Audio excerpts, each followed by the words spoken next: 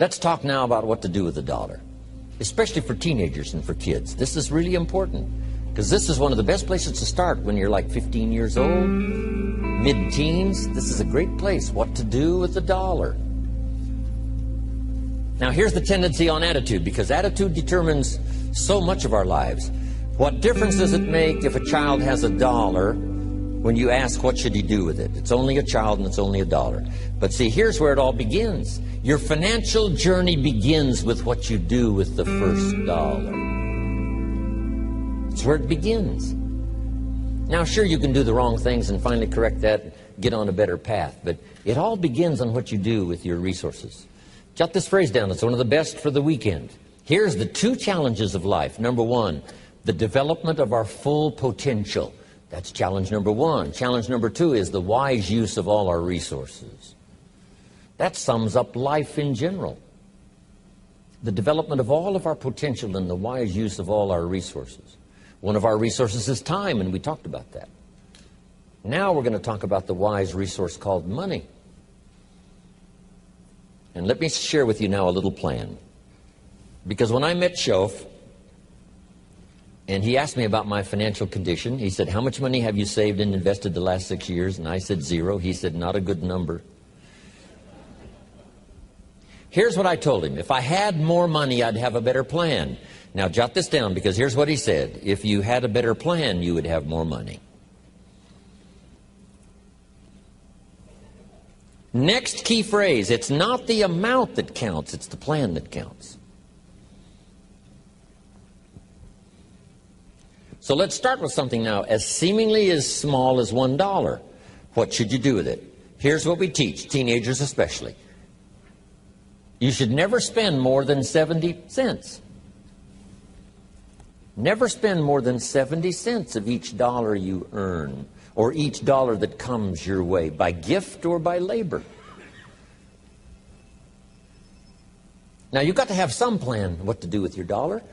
I've developed this little plan simply for suggestion, and then you've got to do the rest to revise it and do whatever you want to with it. But here's what I teach. Never spend more than 70 cents. You got to pick something, some number. This is the best one I could figure out. Now we've got another 10 cents, and another 10 cents, and another 10 cents, which is the 30 plus the 70, which is the full dollar. So we spend nothing more than 70 cents. Now, what do we do with the other 30? Here's some of the most important information. 10 cents is for charity, or for church, or whatever worthy projects you think you might engage in. Here's one of the best things to teach kids, generosity. Because first we're going to teach abundance, to provide more than you could use for yourself. The be fruitful philosophy means to produce more than you need, so you have more than necessity. You have some to share. Some churches teach a 10%, a tithe they call it, which is fine. The key is to either administer this 10 cents yourself or to give it to some institution, a church or whatever, and let them spread it around. Let them put it where it's needed. Now, if you're going to give to some charity or church, you must let them take you on the tour and show you where it goes. Okay, if you part with the money, let them give you the tour. Here's where the 10% goes if you're going to tithe. Because now that gives you great joy to give 10%. Because you say, hey, here's what it's doing, here's what it's doing, here's where it's going, here's who gets it. Okay? Now, the next 10 cents is called the use of capital. Here's what capital and capitalism is. So jot this down. Capital is any value you set aside. Capital is any value you set aside to be invested in an enterprise that brings value to the marketplace, hoping to make a profit. That's what capital and capitalism is. I can say it in one sentence. Capital is any value you set aside to be invested in an enterprise that brings value to the marketplace, hoping to make a profit. Now, the capital is the value you set aside. taking capital and investing it in an enterprise and bringing the value to the marketplace we call capitalism. Capital and capitalism. Now, who can understand this? First of all, the farmers understand it. Here's what seed corn is. It's capital. It's seed corn means the seed that you set aside to be planted in the ground, take care of in the summer, hoping to have a profit and a harvest in the fall. So the farmer sets aside his seed corn. Question, would he let his family eat it? No, this seed is not to be eaten. It's to be invested in the ground, to take a risk, cared for in the summer, harvested and multiplied in the fall. That's it. Now, the same is true of some of your money. If you set aside, and I suggest, part of your capital should be set aside for an enterprise to show a profit.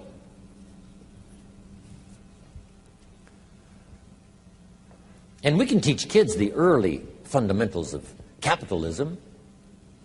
Now, once the kid has $1 profit, now what should he do with the dollar?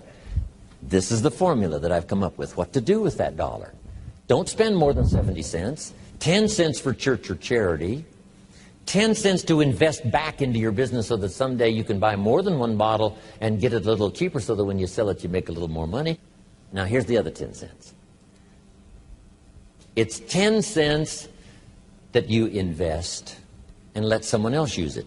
This is called active capital, where you actually engage in the enterprise that makes a profit.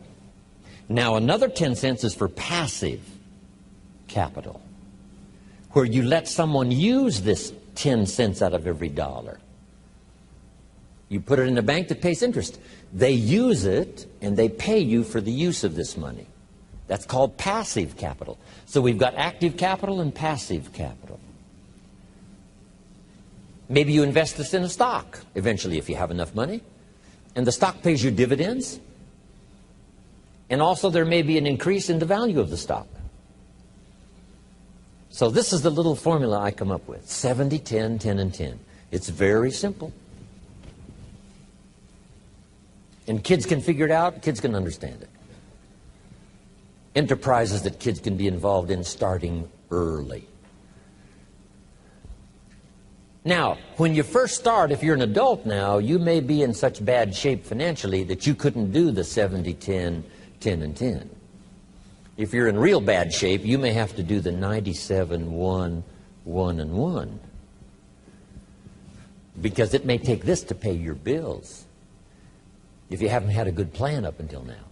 But jot this down now. It's not the amount that counts, it's the plan that counts. So let's say you were in such poor financial shape, you had to start 97, 1 for charity, 1%, another 1% for active capital, another 1% for passive. Now here's the key. To get these numbers starting up and get this number starting down. If you will actually do this, you can't believe how exciting it is to watch the numbers change. Remember what Shoaff said. If you will change what? Everything will change for you. If you start to change, I'm telling you, these numbers will start to change. And the first thing you know, these numbers keep going up, up, up, up, up, until finally you can get to the 70, 10, 10, and 10.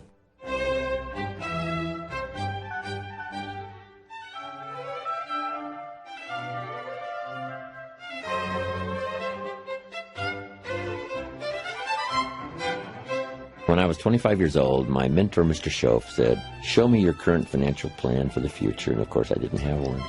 He said, "Well, this would be a good time to lay out a good financial plan for the future, what to do with your money." And I came up finally with the 70, 10, 10, and 10. Don't spend more than 70% of your income.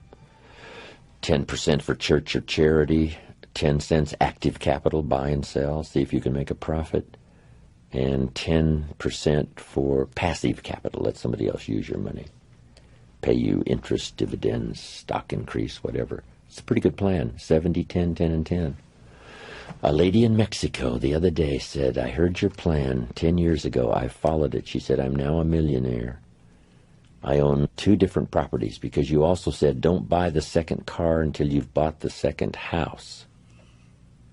It's not cars that make you rich. It's real estate that makes you rich. She said, I'm now about to buy the 3rd house, so I'm now giving myself the luxury of buying the 3rd car. Simple little ideas. And she said, I followed the 70, 10, 10, and 10, taught it to other people. They're following it and getting great results. One thing I didn't know when I was growing up and found out at age 25, that you could work both on your living and your fortune at the same time if you had a good plan. Don't just work on your living, work on your fortune. Work on becoming financially independent. Financial independence is the ability to live from the income of your personally invested resources. And the day you can finally do that, what's exciting about that is that now you can work for joy and not for necessity. And strangely enough, you probably work a lot harder for joy than you do for necessity. I have a unique friend. He started an enterprise, and by the time he'd had it up and running about 2.5, 3 years, he didn't have to work anymore.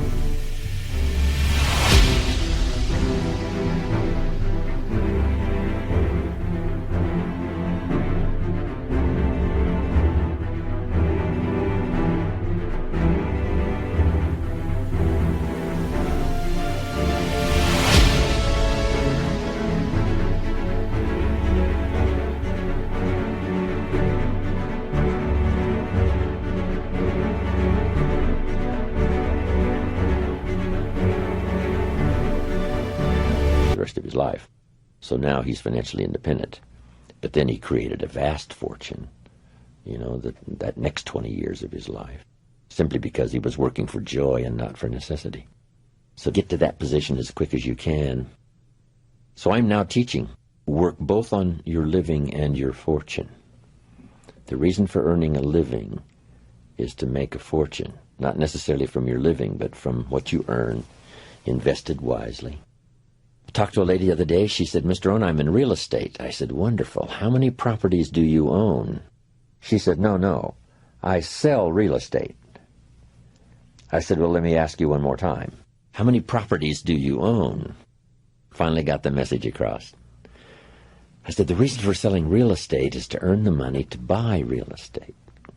If you sell real estate, you make a living. If you buy real estate, you make a fortune. She said, I got the message. So don't buy the second car till you've bought the second home.